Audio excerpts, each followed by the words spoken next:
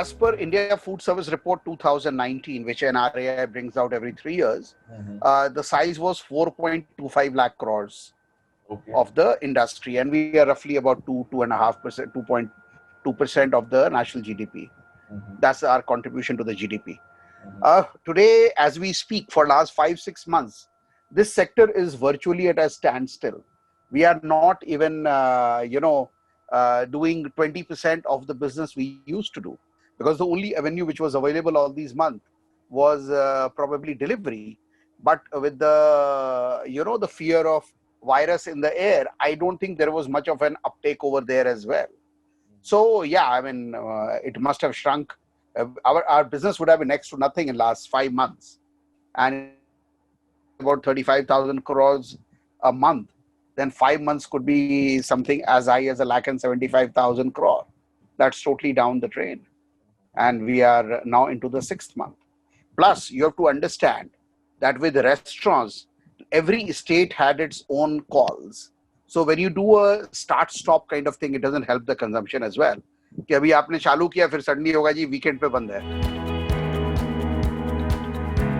When Unlock 3 happened, we were allowed to open in certain non-containment zones with restrictions on seats, no alcohol, and timing restrictions, because there was a night curfew starting at 10 o'clock, which essentially meant dinner was virtually out of the business.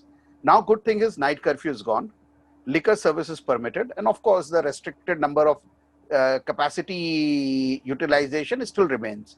This is a significant news.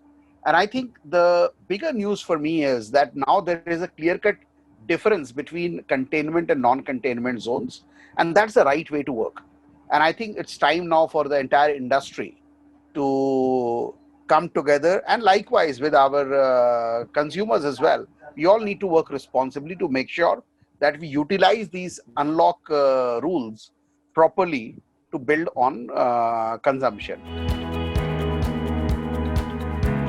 If only 10% places have shut down in Gurgaon as per the government, it's a beautiful news, because my personal assessment is, especially in the larger cities, up to 30%, 35% of the places may not survive this pandemic. And reason is very simple. We are not a very solvent sector, so to say. We don't have that kind of reserves that we can sustain ourselves over a period of, 3 to 4 quarters burning cashes. So I think I wouldn't be surprised if the size of the number of outlets will go down by about 30-35%. For example, if with every passing month of non-opening or non-consumption, I think another 2-3% restaurants get added to that. It's a matter of survival. How would you survive, whether you're a big or a large company? And when I say about closure, it is not going to be only the single store owners. It will be across the board. A larger company with 20 restaurants may still be shutting down 5-7 to make sure that they become more efficient. Honestly speaking, I don't expect any monetary dole out. And I don't think the government can afford to do it with its current liquidity position that they are suffering. Absolutely. But what they can do are 2 things. They can give us liquidity support through the banking sector, the formal banking sector, on easier terms, whether it is with some kind of a, lower collateral, some kind of real moratorium, not that moratorium only on principal and nothing on interest, because that makes no sense. And of course, lower interest rate. That's on liquidity front. Or it can also give us, the certain state governments can give you relief in terms of extending the tenure of your current licenses. If you have to pay for your liquor license once in a year, extend it for a year. Yes, we are doing, because we have to take back control of our business from these digital landlords. Because end of the day, somebody who started as a broker in my business cannot decide for me. Okay, fair enough. That and I think it is largely because of unclear e-commerce policies that these guys are getting there. So yes, we are working on it. NRAI is working on 3 projects. One we have already released, which has made a huge impact, which is what I call digital ordering and bill settlement, which is very critical from a post-COVID point of view, which was being touted as contactless dining by aggregators. from their proposed 5-6% commission structure. We brought it down to 1 rupee per transaction with somebody, and now other aggregators have followed suit. Somebody, I believe, has made it free also now, so not even a rupee. So I don't know how they work. The second thing is, of course, we are trying to build our own end-to-end delivery module, which is in works for a while. It's taking a little longer because we are trying to address lots of issues that concerns us, not only the large players, to the smallest player in some suburbs of a small town. We are going up to them. And the third project is an industry-wide loyalty program. The infra framework of which is ready. Everything is ready.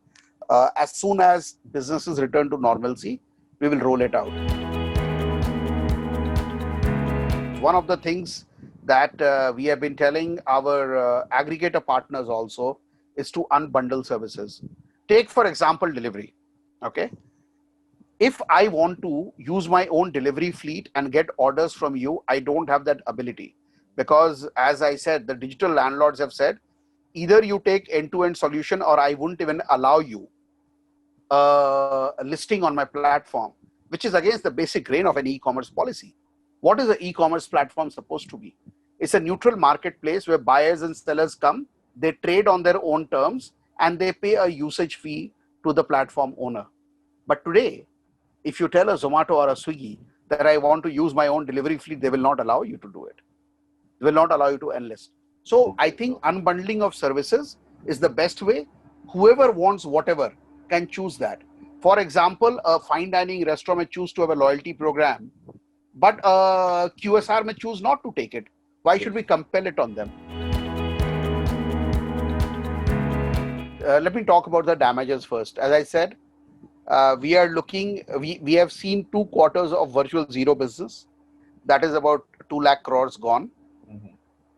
Going forward, even if we are lucky to do 30% business, we will be doing very well for ourselves, which means maybe 60-70,000 crores over next 6 months. So a business of 80-90,000 crores against 4,25,000 crore is almost 80% shrinkage. Now you combine that with the factor that in my sector, most of a large part of our expenses, operating expenses, are fixed in nature. Rent, licenses, manpower, blah, blah, blah, which means we bleed massively. That cloud kitchen or delivery can replace restaurants. Let me say absolutely emphatically, it can never happen. It can never happen. A cloud kitchen or delivery business can never replace restaurant. These can at best add a little bit to the restaurant revenue. They can augment the revenues of the restaurants. They will never become mainstream. So that is definitely not happening.